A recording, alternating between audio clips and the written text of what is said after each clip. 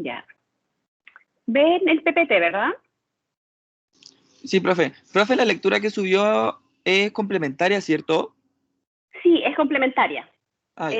Subí dos lecturas, uno sobre la jurisprudencia del convenio 169 y creo que sobre el primer fallo en Chile sobre el convenio 169. Cuando yo lo vaya a Sí. requerir que tengan esa lectura, se los voy a decir. Ah, ya, profe, gracias. Pero si lo quieren revisar, está bien también, porque es interesante igual el tema. Ya, bueno, nosotros tuvimos una clase que fue la clase introductoria a este ramo del convenio 169. ¿Se recuerdan qué es lo que les mencioné sobre el convenio 169 o de qué se trata este ramo? ¿Qué es lo que vamos a revisar? Sí, profe. Ya, ¿de qué se trata? Eh, Usted habló de que este venía siendo como... Era como la continuación de otro, me acuerdo. Que era, Del convenio era- 107. sí, habló de eso, que habla acerca del reconocimiento que se le entregaba a los pueblos indígenas. A los pueblos indígenas y los tribales también. Sí. En Eh, general, ¿no? Y es de la Organización Internacional del Trabajo. Sí, profe, también mencionó, bueno, buenas tardes, profe. Bueno, buenos días todavía. Buenas. Y también mencionó sobre, como a grandes rasgos, lo que trataba el convenio 169. El 169 de la OIT, ¿verdad? Y creo que alcanzamos a ver el cuadro, en parte el cuadro comparativo entre el 107 o no. ¿Se recuerdan si existe alguna diferencia entre el convenio 107 y el 169? Creo que no lo vimos, profe, el cuadro. ¿No lo veo en el cuadro? Ya. Entonces, para yo ir acordándome de algunas cosas que les hablé. Ya. Entonces, ahora sí ya empezamos con la clase, viendo que algunas ideas quedaron, ¿no? Nosotros conversábamos dentro de la primera clase que tuvimos que lo que hacía este convenio 169 de la OIT era reconocer a los pueblos indígenas y establece una serie de principios, entre ellos el reconocimiento y el reconocimiento a las propias instituciones y principios que rigen la vida basados en la cosmovisión de los pueblos indígenas. En esta noción de los pueblos indígenas también incorpora a los pueblos tribales.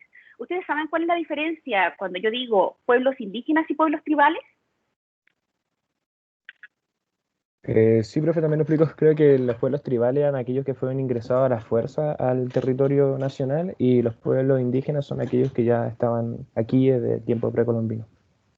Que eran los que estaban en ese territorio, ¿no? Esa es la idea del pueblo indígena y por lo mismo también se le llama primeras naciones y pueblos originarios.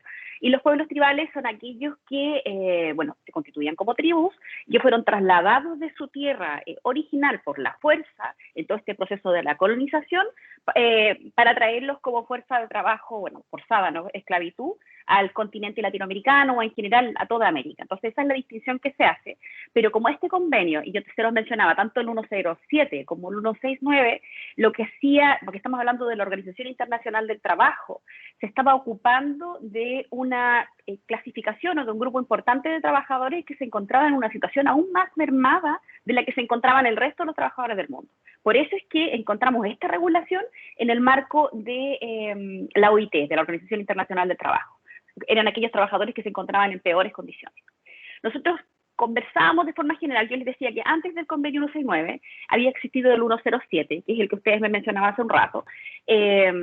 Ambos obedecen a la misma idea, ¿no? Esto de esta masa de trabajadores que se encontraban en una situación más compleja y que tenían una situación especial, que eran los pueblos indígenas y pueblos tribales. Y yo les mencionaba algunas críticas, ¿no? Bueno, y otro punto importante, que tanto el convenio 107, disculpen, como el convenio 169 de la OIT se originan por el interés de la comunidad internacional por proteger a estos trabajadores, a los pueblos originarios y a los pueblos tribales, pero también tiene que ver mucho con los movimientos indígenas que se empezaron a manifestar frente a foros internacionales solicitando algún instrumento internacional que se ocupara especialmente de su situación podríamos decir, tan característica para en algunos casos que constituye un privilegio y en otros casos que constituye grandes daños históricos que se les habían ocasionado, ¿no? Por todo el proceso de conquista, de colonización y luego que continúa con los procesos de independencia de los estados latinoamericanos o de los estados americanos en general.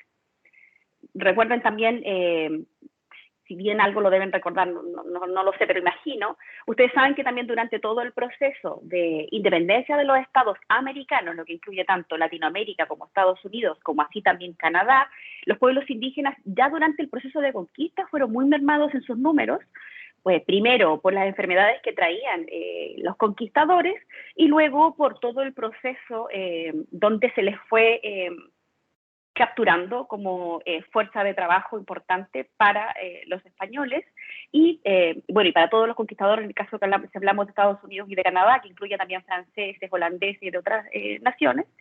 Y luego de esto, cuando se inician los procesos de independencia, los mismos estados americanos tampoco se reconocen como esta identidad indígena, lo que origina nuevamente que se les incluya en esta idea integradora de lo que son los estados y hacer parte dentro de esta idea de la integración a los pueblos indígenas en el concepto de un Estado, una nación. El convenio 107, que fue este primer intento que tuvo la Organización Internacional del Trabajo, tenía ese conflicto importante en cuanto a instrumento, porque ¿qué es lo que hacía? Este convenio fue adoptado en 1957 y como en este tiempo todavía se encontraba esta idea aceptada de que uno podía aceptar este término de la integración. ¿A qué me refiero yo con esta idea de la integración? Donde yo reconozco que existen pueblos indígenas, reconozco que existe gente que se identifica como parte de pueblos indígenas y tribales, pero busco integrarlos en un concepto de nacionalidad latinoamericana, busco integrarlo en un concepto de nacionalidad chilena, a fin de que con el paso del tiempo esto que yo estoy integrando en esta idea más grande, por decir un nombre, desaparezca. Se entendió y fue avanzando finalmente la investigación, el reconocimiento, el derecho, y se fueron dando cuenta que este concepto de integración era un concepto errado. ¿Por qué? Y esto nosotros creo que lo mencionamos en la clase anterior, pero igual se los vuelvo a reiterar por si es que no estaban o no lo recuerdan. ¿Por qué esto fue tan criticado? Porque se dijo, así como van evolucionando todas las culturas, todos los países, los pueblos indígenas también se encuentran en constante proceso de transformación y de evolución. Por tanto, es errado buscar integrarlos dentro de un concepto mayor de nación latinoamericana, de un concepto mayor de Estado latinoamericano, y lo que corresponde es reconocerles su propia identidad cultural, que probablemente ustedes también deben tener alguna noción porque lo deben haber visto en internacional, en cuanto al principio de la autodeterminación de los pueblos. Entonces, en virtud de este principio, se considera que esta idea de la integración de los pueblos indígenas y de los pueblos tribales era algo errado. ¿Se recuerdan de qué se trata este principio de la autodeterminación de los pueblos?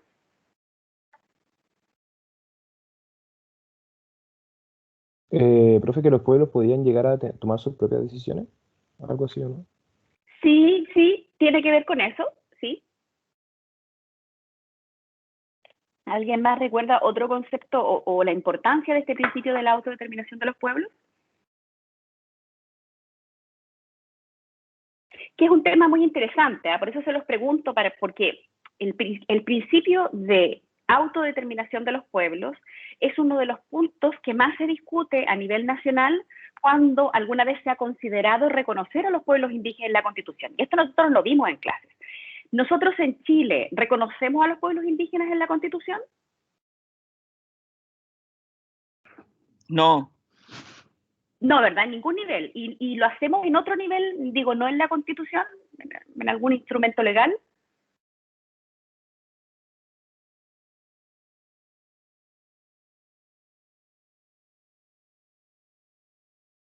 Sí, sí lo hacemos, en la ley ¿Profesor? indígena. Dígame.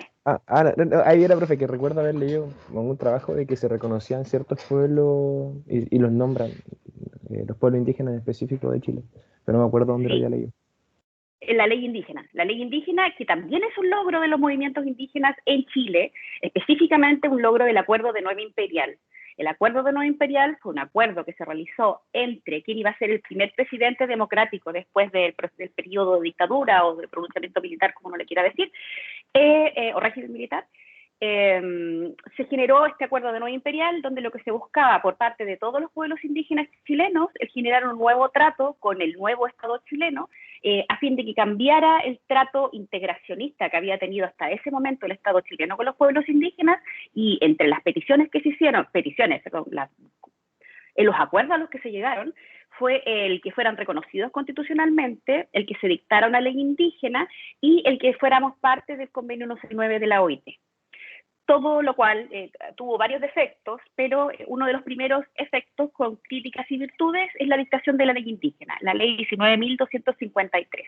Esa es la ley indígena que yo les menciono, y en esa ley nosotros sí reconocemos a los pueblos indígenas chilenos, pero lo hacemos como etnias. Y esto es lo criticado, y esto tiene que ver con este principio de autodeterminación de los pueblos. ¿Por qué? Constantemente nuestro legislador no ha querido reconocer a los pueblos indígenas en la Constitución, no les ha querido reconocer como pueblos, ni siquiera a nivel legal, porque considera, y dentro del principio de la autodeterminación de los pueblos, que ustedes tienen que haber visto en algún grado en cuanto a uno de los principios más relevantes para el derecho internacional público, que tiene que ver con este principio, con esta determinación que tienen los pueblos para considerarse como parte de un Estado en particular, para vivir de una determinada manera, para determinar determinados principios en virtud de los cuales se viven. Esto tiene que ver con este principio de la autodeterminación, pero uno de los puntos más complejos en nuestro Estado, o por lo menos para quienes han debido tomar decisiones de gobierno, de Estado, es la posibilidad de reconocer distintos grados de autonomía. Porque está la discusión con respecto, si yo reconozco como pueblos a los pueblos indígenas, entonces implica que le reconozco este principio de autodeterminación de los pueblos, es decir, como reconocerse parte de este pueblo, y segundo punto, si esto implica que va a significar algún grado de autonomía para ese pueblo, y qué significa ese grado de autonomía. Esta discusión que se mantiene hasta el día de hoy, cada vez que se trata el reconocimiento constitucional de los pueblos, que probablemente va a ocurrir a pesar de los escaños reservados en esta próxima constitución que se va a escribir, esperemos prontamente, nuevamente se va a discutir esto. Y esta es una discusión que se encuentra un poco superada incluso a nivel latinoamericano, que es lo que yo les comentaba hace algunas clases anteriores, y les mostraba un PPT donde veíamos la realidad latinoamericana, donde en realidad muchos de los estados latinoamericanos reconocen a los pueblos indígenas como pueblos. Yo aparte les mencionaba que los reconocemos como etnias. ¿Les dije por qué era complejo reconocerlos como etnias? ¿O saben qué significa la palabra etnia o qué es lo que implica? Si es que no se los he dicho.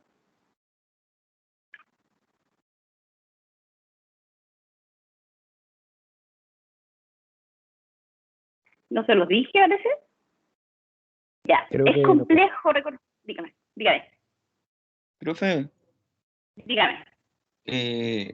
usted había dicho que el tema de la etnia era que hablaba acerca de que se pertenecía a una misma raza y que eh, esto era como multicultural, algo así, que no se podía reconocer como etnia porque correspondía como a una misma raza, una misma cultura, algo así, ¿o no?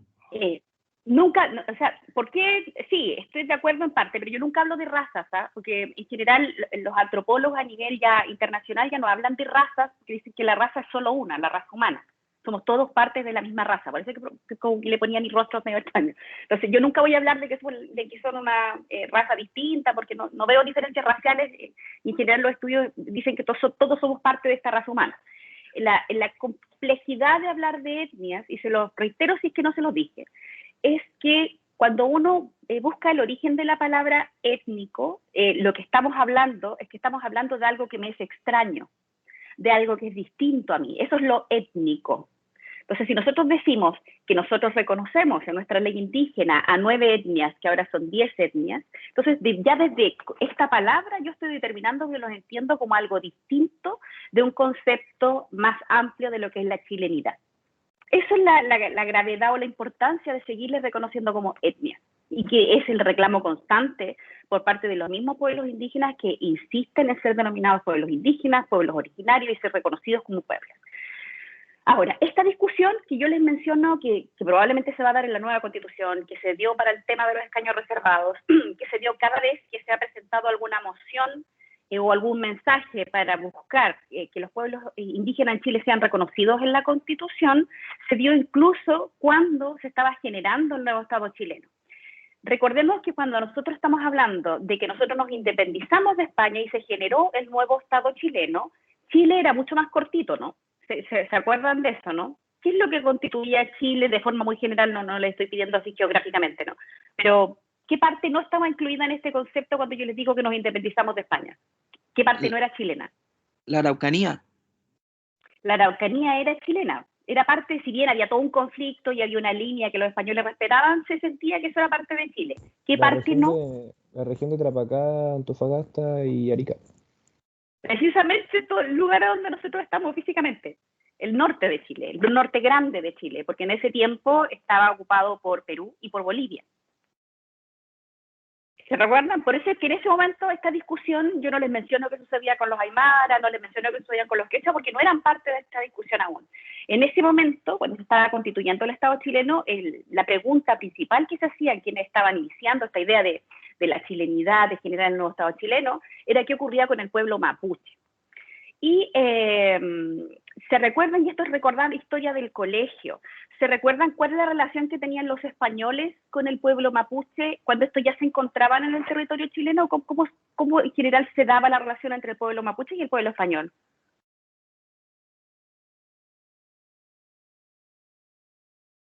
¿Se recuerdan? Las continuas guerras, profe, ¿no? Continuas guerras, ¿no? Y que eso finalmente, continuas guerras, y usted sabe si existieron algunos tratados incluso entre quienes representaban a la corona española en Chile y quienes vendrían siendo los líderes del pueblo mapuche. Creo que sí, profe. Sí. Creo que sí, había un tratado así como de paz, de tregua, pero un bando siempre rompía el tratado. Pero al final los respetaban bastante, ¿eh? Hacia el final, la única manera que consideraron los españoles de mantener algún nivel de control en el territorio chileno y no estar constantemente siendo atacados por el pueblo mapuche fue respetar ciertos límites. Y había algún grado de paz entre el pueblo mapuche y el pueblo español, y estos se originaban en tratados escritos, uno de los cuales tuve la oportunidad de revisar, firmado por Ambrosio Higgins. Lo que nos dice o nos da algún indicio de lo que su hijo, al momento de generar o pensar lo que era el Estado chileno, y de hecho existen textos que al respecto lo dicen, en un principio al menos él tenía la idea de incluir dentro del concepto de la chilenidad al pueblo mapuche, los principios que esto significaban precisamente con respecto a la resistencia, a lo aguerrido. Recuerden el poema de Ercilla de la Araucana, es decir, toda esta admiración que tenía, admiración por supuesto con toda la historia que tenía el pueblo español con el pueblo mapuche, ¿no? Entonces es muy relevante esto porque sí se consideró, y creo que uno de los símbolos dentro del escudo representa a la fortaleza del pueblo mapuche, que fue lo que pudo mantenerse. ¿Por qué no, o porque los textos históricos nos dicen por qué no se reconoció en ese momento a los pueblos, precisamente al pueblo mapuche, en lo que era este concepto de la chilenidad? Porque existía mucho miedo entre quienes estaban debatiendo en esta constitución del Estado chileno, que el pueblo mapuche, que ocupaba gran parte de lo que en ese tiempo era el territorio chileno, tuviera tal grado de autonomía, y conociendo la resistencia que ya habían tenido con el pueblo español, vinieran a superar en fuerza a esta noción de lo que era el Estado chileno. Y por esa razón es que no se les reconoció tan activamente y no se les reconoció dentro de la idea de la chilenidad como parte integrante, ¿no? Esa fue una de las razones. ¿Por qué les digo este argumento histórico y se los comento? Que todo esto existe en texto y uno los puede revisar. Esto este miedo constante a esta posibilidad de autonomía y a esta posibilidad de no tener control sobre el pueblo mapuche, ridículamente subsiste en todos los textos constitucionales que nosotros seguimos trabajando, en toda la generación de ordenamiento jurídico y en todos los gobiernos que nosotros hemos tenido. Siempre ha existido ese temor a este grado de autonomía, que qué va a suceder si nosotros lo reconocemos como pueblo. Y tristemente la discusión que me tocó presenciar, porque las otras las he leído, la de los escaños reservados, todos estos argumentos que yo les doy volvieron a presentarse, ¿no? Y otro punto importante también tiene que ver con el grado de conocimiento que nosotros tenemos de los pueblos indígenas chilenos. Alguien, creo que fue Nelson, me mencionó que la ley regula, esta ley indígena nos menciona quiénes son los pueblos indígenas reconocidos en Chile, que la ley los reconoce como etnias, ¿no? ¿Cuáles son los pueblos indígenas que ustedes conocen? Chilenos. Acá en el norte, profe, creo que tenemos a los Chango, Aymara, Atacameño, eh, Quechua, ya más para el centro. No, no, muy más por el norte, pero para el centro no mucho. Y bueno, los mapuches. Los diaguitas, Yaguita, los Yaguita, Yaguita. diaguitas, los mapuches, que en general todos se recuerdan. ¿Qué otros pueblos tenemos aparte de estos 6 que hemos mencionado? La ley reconoce 9, y una ley del año pasado nos agregó otro pueblo más que me mencionó Felipe, que era el pueblo Chango, que fue reconocido hace muy poquito tiempo. ¿Qué otros pueblos conocemos aparte de los que ya hemos mencionado junto con él?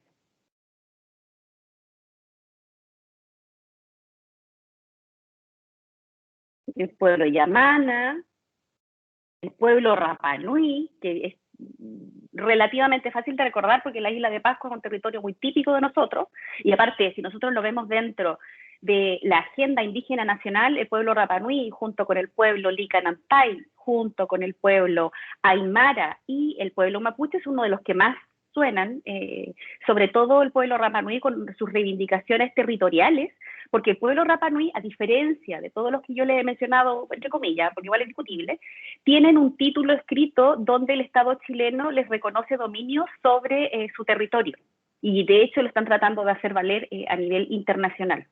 Entonces, esa es una de las cosas que destaca de este pueblo Rapa Nui. Hemos mencionado unos 8, 9 pueblos, y a esto tenemos que incorporar el pueblo Selknam. ¿Han escuchado algo sobre el pueblo Selknam? Les menciono de todas maneras que es un pueblo que actualmente se considera extinto, a pesar que hay un grupo de personas que están argumentando actualmente que aún mantienen vínculos y son parte del pueblo Selknam. ¿Pero saben qué ocurrió con el pueblo Selknam en Chile? Fueron casados, profe, ¿cierto? Si no me equivoco, creo que les pagaban a la gente en el sur de Chile por sus cabezas. Sí, fueron exterminados. Fueron exterminados, horrenda en la historia chilena, y es una de las partes de nuestra deuda histórica y de la historia negra del Estado chileno, el que fueron cazados, muchos fueron enviados a Europa también y fueron exhibidos en zoológicos humanos. Eso es parte de nuestra historia. ¿Por qué les menciono esto? Bueno, y lo peor de todo es que hasta el día de hoy no ha existido, si bien existe de una forma tácita un reconocimiento a esta deuda histórica, no ha existido verdaderamente una disculpa de quien represente a los gobernantes chilenos con respecto a estas situaciones que entendemos que no lo hicimos nosotros, pero que es una parte negra de nuestra historia que es importante que nosotros tomemos responsabilidad sobre ello.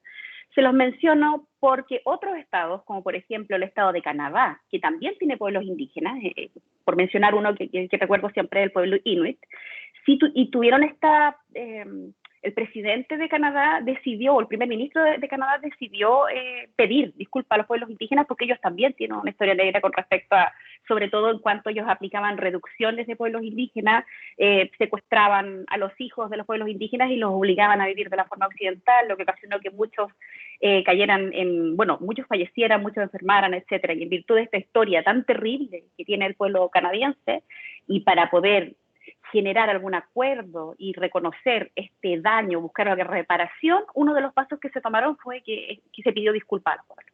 Y yo creo que es también un gesto que sería importante que nuestro Estado hiciera, pero lo primero que debiéramos hacer es reconocer a estos pueblos que nosotros tenemos en la ley indígena, reconocerlos en la Constitución, entendiendo este concepto mayor que yo les mencionaba, que los pueblos indígenas pueden ser reconocidos en la Constitución, se les puede reconocer y se les debe, no se puede, este principio de la autodeterminación de los pueblos, y esto no implica una merma a esta noción del Estado-nación chileno o del gobierno chileno, sobre todo en el mundo actual en que nos encontramos ahora, o por lo menos eso es lo que se postula en general. Ya, entonces hemos visto de forma general cuáles son los pueblos indígenas nacionales, sabemos que esto se encuentra regulado en la ley indígena, les mencioné los orígenes de la ley indígena y se los mencioné en virtud de que es importante que sepan que en la Constitución no se reconocen a los pueblos indígenas y que solamente se hace a nivel legal, que es lo que algo les mencionaba hace un rato. Volviendo a este acuerdo 107, que es lo que estábamos revisando hace un rato, yo ya les dije que esto fue objeto de muchos cuestionamientos, principalmente el cuestionamiento que se le hacía a este convenio 107 era esta idea de este enfoque integracionista que yo les mencionaba.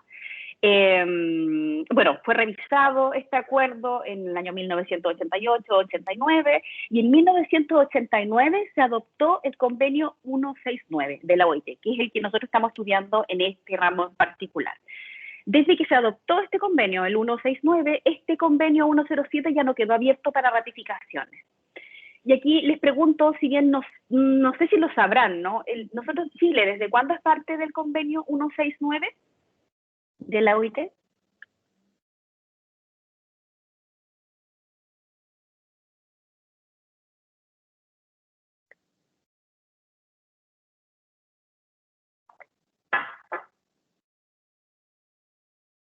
No lo saben, el convenio, miren, yo les mencionaba que fue abierto para ratificaciones el convenio 169 de la OIT desde 1989. Y mencioné que en el acuerdo de Nueva Imperial, los pueblos indígenas llegaron a acuerdo a quién iba a ser el presidente de este Estado democrático chileno, que uno de aquellos acuerdos era ratificar este convenio 169, y eso también ocurrió, o sea, esta discusión del acuerdo de Nueva Imperial también ocurrió en 1989. Pero Chile recién vino a ratificar el convenio 169 de la OIT en el año 2009.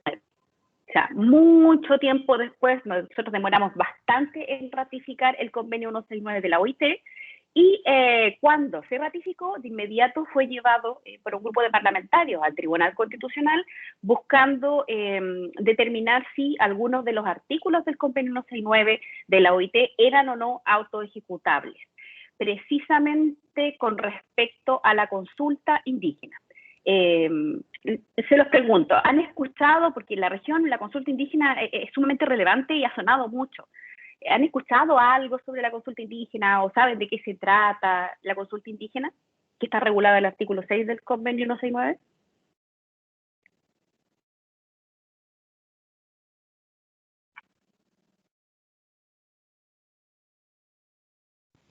Profe, si no me equivoco, creo que es por el tema de que si se va a ejecutar algo dentro de su territorio, preguntarle a ellos, al pueblo que habita ahí ancestralmente, si es que autoriza o no. Pero básicamente es como si, no sé, ejemplo, una inmobiliaria quiere colocarse en ese sector, se le tiene que consultar a ellos primero, antes de hacerlo. Muy bien, Nelson. Parece que también Máximo me iba a contestar algo. Era prácticamente como lo mismo, era como el diálogo entre, yo quería decir que era como el diálogo entre el Estado y los pueblos indígenas. Sí, sí, depende de quién está haciendo la consulta o quién tenga este proyecto que se está sometiendo a consulta. La consulta indígena es uno de los instrumentos que más resquemores produjo, y por eso demoró tanto en ratificar Chile el convenio 169 de la OIT, en cuanto existía mucho miedo por parte de quienes se dedican específicamente a la extracción de materiales y recursos naturales en Chile, que implicaba que debieran someter sus proyectos, cuando estos ocupan territorios ancestralmente ocupados por pueblos indígenas, para estos proyectos en tiempo, ¿no? Sobre todo en cuanto a la consulta indígena, según lo regula el artículo 6 del convenio 169, lo regula de una manera muy amplia, es decir, no tenemos claridad cuáles son la forma en que esta debía ejecutarse y cómo se cumple con esta obligación. Esto lo vamos a ver durante este semestre, probablemente ahora en el principio, pero les digo de forma general que cuando nosotros hablamos de la consulta indígena, que regula el artículo 6 del convenio 169, tiene que ver precisamente con lo que me dijo Nelson y con lo que me dijo Máximo, es decir, se llama a consulta de los pueblos indígenas sobre determinados proyectos que van a afectar directamente sus intereses, y así también que pueden afectar aquí el territorio que ancestralmente ocupan, esto es de forma muy general, o los recursos que este pueblo necesita para subsistir. En esos casos, este convenio 169 obliga a los estados y también a estos privados a consultar a los pueblos indígenas. Ahora, haciéndose el trámite de la consulta, que en Chile se regula de acuerdo a lo que establece el decreto 66, que es el que viene a decirme cuál es el procedimiento que debemos seguir para hacer la consulta indígena, con sus defectos y virtudes, puede ocurrir que el pueblo indígena, al final de esta consulta indígena, de todo este proceso, donde lo que se busca es llegar a un acuerdo entre quienes están generando el proyecto y los pueblos indígenas, y así también hay una mínima afectación al territorio indígena, Sí, aún así, habiéndose generado todas estas conversaciones que nosotros vamos a revisar cómo se realizan, aún así, si el pueblo indígena dice que no está de acuerdo con la generación del proyecto, ¿ustedes creen que ese proyecto se puede realizar? Si el pueblo indígena dice no, por ejemplo, el ejemplo que me daba Nelson, la construcción que quieren hacer sobre nuestro, no sé, espacio sagrado, nosotros no estamos de acuerdo, ¿el proyecto se realiza o no? Y esto solamente qué es lo que creen.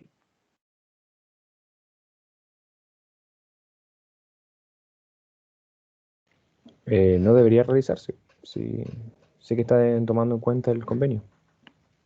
¿Ya? ¿Alguien opina distinto? ¿O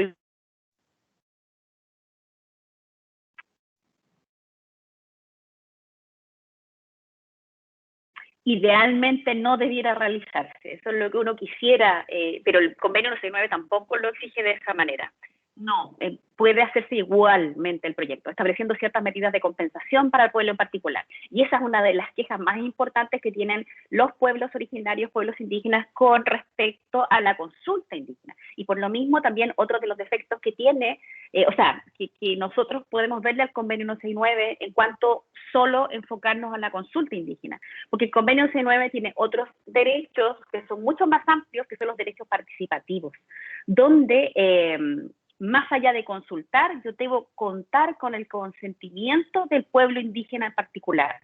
Si en el ejemplo que estábamos viendo recién, que decíamos de una construcción, de un proyecto de una construcción de un edificio, lo que va a hacer en este proyecto que estamos conversando de forma como ejemplo, si lo que viene a ocasionar la generación de este proyecto, que se haga el edificio, es que el pueblo indígena deba moverse del territorio que ancestralmente ocupaba de ese lugar a otro lugar, entonces, en ese caso, no basta que yo consulte, no basta con el trámite de la consulta indígena. En ese caso, yo debo contar con el consentimiento de ese pueblo que va a ser trasladado de un lugar a otro.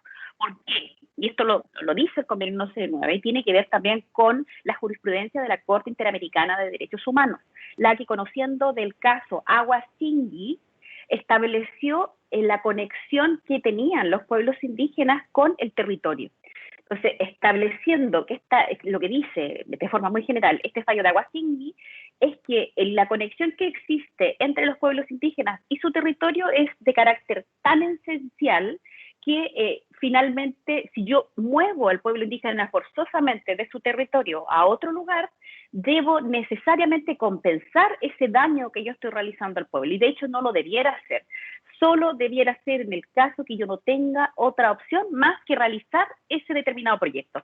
Y en el ejemplo que nosotros estábamos viendo, que es la construcción de un edificio, salvo que fuera un edificio fundamental, por ejemplo, en la emergencia COVID que estamos viviendo, la generación de un hospital y no existe ningún otro lugar donde hacerlo, quizás podría argumentarse, pero en ese caso debemos contar con el consentimiento del pueblo y no basta con la consulta indígena. Esto es importante igual que lo vean para cuando conozcan de casos que involucran el convenio 169 o si que alguna comunidad indígena se lo consulta o incluso si trabajan para una empresa en particular, para que conozcan la distinción cuando debe consultarse en virtud del decreto 66 y cuando debe contarse con el consentimiento del pueblo indígena. Ya, y volviendo, y este es el cuadrito que yo les preguntaba, que me decían que al parecer no habíamos visto, y esto porque nosotros ya vimos una diferencia fundamental entre el convenio 107 y el convenio 169. La primera dijimos en cuanto a la visión integradora que tenía el convenio 107, es decir, de involucrar, que era lo que finalmente históricamente estaban haciendo todos los estados americanos, que era integrar dentro de la noción Estado-Nación americano a los pueblos indígenas y que esperar que dentro de esta idea mayor del Estado-Nación se viniera a diluir la idea del pueblo indígena y se volviera como parte de esta Estado-Nación. Esta idea integracionista que nosotros conversamos al principio de clase fue superado, ¿no? Entonces, el 107 aparte se basa en el supuesto que los pueblos indígenas y tribales, que tiene que ver también con esta idea, eran sociedades temporarias destinadas a desaparecer con la modernización. Esa era la forma en que la antropología veía a los pueblos indígenas en el tiempo que se dictó el 107 y que en general la comunidad científica pensaba, lo veía como que eran sociedades temporarias que iban a desaparecer dentro de esta noción mayor de los estados americanos. El convenio 169, entendiendo la realidad que yo les mencionaba hace un rato, se basa en la creencia que los pueblos indígenas constituyen sociedades permanentes. Y esto tiene que ver, esto de que constituyen sociedades permanentes, tiene que ver con esta idea del Estado plurinacional, que se busca, o que por lo menos parte precisamente de los pueblos indígenas y parte de la población chilena también, yo diría casi todos, estamos de acuerdo que en una nueva constitución se hable de un Estado plurinacional y que superemos esta idea de que somos un Estado, una nación. ¿Saben lo que significa el concepto de la plurinacionalidad? ¿O se los he mencionado en las clases anteriores? ¿A qué me refiero yo cuando hablo de un Estado plurinacional? ¿O qué se refiere la plurinacionalidad? Que dentro de un mismo estado existen distintas naciones. Que dentro de un mismo Estado existen distintas naciones. Perfecto, Nelson. Es decir, que en un mismo territorio de un Estado determinado existen distintas naciones. En un principio eso es lo que es plurinacional. Ese sería el concepto. A eso nosotros tenemos que hablar de una etapa mayor, que es cuando hablamos de un Estado intercultural, cuando nos referimos a que estas naciones que subsisten en un mismo territorio, que configuran un mismo Estado, ya no solamente viven juntas, sino que se produce un cruce entre ambas naciones, o entre las muchas naciones que constituyen el Estado americano, Estado latinoamericano, etc. Si yo les pregunto qué naciones nosotros podríamos identificar dentro de lo que es el Estado chileno, así como mirando, para decir que es plurinacional. ¿Qué naciones nosotros conocemos dentro de esta idea del Estado chileno? O sea, ¿cuántas naciones hay dentro de Chile, profe? No que me digan números, sino que como mencionar, así, está esta nación, está esta nación, está esta nación. La Constitución solo reconoce la chilena, ninguna más. No, claro, pero yo estoy preguntando más allá de los márgenes de la Constitución. Ah, Yo soy crítica a esa posición. Sí, pues la Constitución sí. me dice el Estado de Chile es uno, la nación es una. Eso es falso. Sería un ejemplo, es la nación mapuche. La nación mapuche, ¿verdad? Y en general todas las naciones de los pueblos indígenas, de las primeras naciones, podríamos incorporarlos de esta noción. Pero existen otras naciones dentro de, aparte de los pueblos indígenas, aparte de la nación chilena, que es una nación mestiza, de la que probablemente muchos de nosotros nos autoidentificamos como parte. ¿Qué otras naciones hay?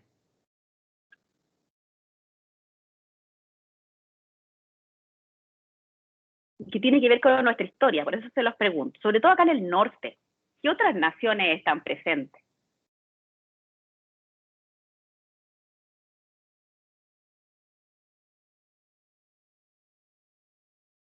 Por ejemplo, nosotros tenemos, ya que el convenio 169 de la OIT no solamente me habla de pueblos indígenas, me habla de pueblos tribales. En Chile, ¿nosotros tenemos descendientes de pueblos tribales? Profe, eso quería preguntarle antes que, por lo Dígame. que tenía entendido, acá al norte, antes de la guerra del Pacífico, trajeron prácticamente en estado de esclavitud a chinos, muchos chinos acá al norte, a trabajar los peruanos. Y al momento de la Muchísimo. guerra, sí, muchísimo. Y al momento de la guerra Chile los liberó, pero como, bueno, para que peleen también por el país. Eso quería preguntar, profe, ¿ese pueblo chino está considerado como pueblo tribal? Porque fueron trasladados a la fuerza acá. Eso quería preguntarle también. No sé, No creo que sean reconocidos como pueblo tribal. Habría que verlo, ¿no? Nunca he escuchado la argumentación que ha dado, porque en Chile no se habla mucho de la población y los descendientes de esos chinos que se encontraban en ese territorio, que innegablemente es parte también de nuestra identidad. En cuanto a que fueron traídos por la fuerza, que fueron traídos por la fuerza, porque no sé, en muchos casos no fueron traídos por la fuerza, sino que fueron traídos con engaño. eso, Estando en fueron engañados. territorio, claro, fueron engañados. En cambio, cuando hablamos del pueblo tribal africano, de los pueblos tribales africanos, que fueron traídos literalmente por la fuerza, no fueron engañados y fueron tratados como esclavos tanto en el trayecto como aquí, no aquí en Chile, sino en América en general. Entonces esa es la distinción. No, yo creo que, sobre todo cuando hablamos de los chinos, que estamos hablando de un pueblo con tanta historia, con un contenido histórico tan grande, no sé si no pudiéramos hablar que son tribales. Yo creo que deben ser reconocidos como pueblo chino y descendientes asiáticos, que serían asiáticos chilenos, como buscando un concepto, pero sobre el cual nosotros casi no hablamos, no nos reconocemos como parte de esta idea, ¿no? O sea, yo podría decir que sí, pueblo chino, por supuesto. ¿Y qué otro pueblo de carácter tribal?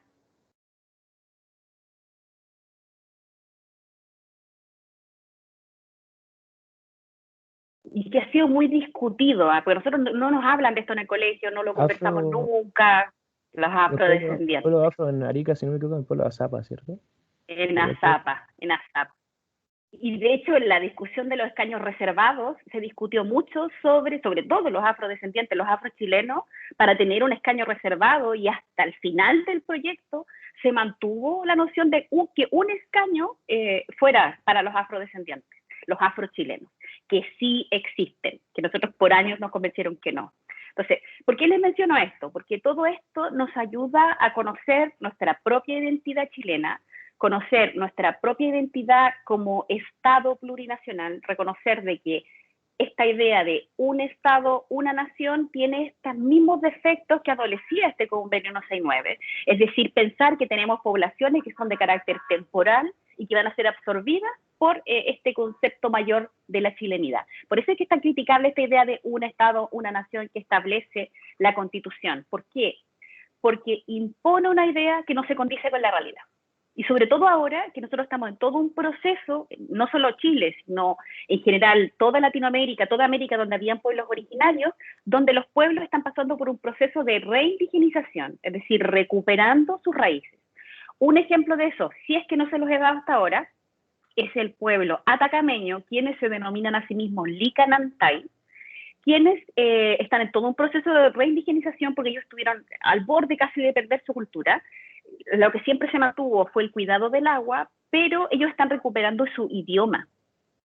Entonces, ¿eso es poderoso o es potente, una idea potente de este proceso de reindigenización? Entonces, cuando hablamos de este proceso de reindigenización y pensamos también en todas las naciones que son parte de nuestro territorio o subsisten en este territorio nacional, entonces, ¿cómo uno va recuperando estas raíces, estos principios identitarios que nosotros habíamos perdido en esta idea de un Estado, una nación? ¿Por qué es conflictivo o por qué? Porque alguien me podría decir, bueno, pero ¿por qué es necesario este proceso de reindigenización? ¿Por qué será necesaria esta recuperación de la identidad? Porque estudios en general, cuando se estudian los conflictos políticos, sociales que se generan en un Estado en particular, como lo que han ocurrido en este último tiempo en el Estado chileno, uno de los motivos que se dan es esta negación de la identidad cultural. Este hecho que nosotros neguemos lo que nosotros somos naturalmente también se da como razones de descontento y que sumado a otras razones pueden dar a quiebres de sistema. Por eso es que es interesante, más allá de que para mí es interesante para la política, es interesante para los movimientos sociales. Porque el tener o reconocernos como parte de un determinado pueblo, el reconocer nuestras propias raíces nos dan alguna tranquilidad y nos permiten vivir un poquito en paz. Esa es la idea y por eso es que es tan importante, y esto sería bueno que también nuestros políticos lo entiendan cuando revisan la posibilidad de reconocer a los pueblos indígenas en la Constitución. Y por la importancia que esto tiene para las siguientes decisiones que va a tomar el Estado chileno. Sobre todo cuando nosotros vemos lo que está ocurriendo actualmente a nivel nacional, es decir, en momentos de conflicto territorial, tanto para el pueblo mapuche, tanto para el pueblo aymara, y específicamente con el pueblo mapuche, con las medidas de represión que se están tomando especialmente en este último tiempo, ¿no? Que si ustedes mismos pueden ver que lo único que han ocasionado es mayor eventos violentos en el sur de Chile. O sea, se fijan, entre más uno, o por lo menos lo que siempre ha ocurrido en el Estado chileno, cuando uno aplica medidas de fuerza, lo único que ocurre como reacción a más medidas de fuerza es más fuerza. Entonces, ni siquiera viéndolo desde el lado humano, no es una idea eficiente. Por eso es que se desincentiva esta idea. Y lo último que vamos a ver hoy día, bueno, y que ya lo hemos visto, es que el convenio 107, bueno, hace referencia a poblaciones indígenas y tribales, y también tiene que ver con la idea de la integración. Y el convenio 169 los reconoce abiertamente como pueblos indígenas y tribales, y eso tiene que ver con lo que hemos hablado durante todo este rato, que es esta idea de la autodeterminación de los pueblos. Y bueno, el 107 fomentaba la integración, el 169 reconoce y respeta la diversidad étnica y cultural. Ya, entonces hasta aquí voy a dejar la clase. ¿Les tienen alguna duda? ¿Les quedó claro lo que hemos visto?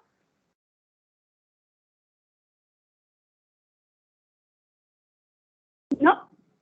Ya, entonces tenemos clase el jueves, ¿no? ¿El jueves tenemos clase? Sí, 1 hora. 1 hora, ya. Entonces, ¿esa hora qué hora es? Es la misma hora de hoy, a las 11:45. 45. Ya, entonces nos vemos el jueves. Chao, que estén bien. Ya, profe, chao, Sí, gracias. profe, muchas gracias. Cuídese. Chao. Chao, Gracias a chao. ustedes. Chao.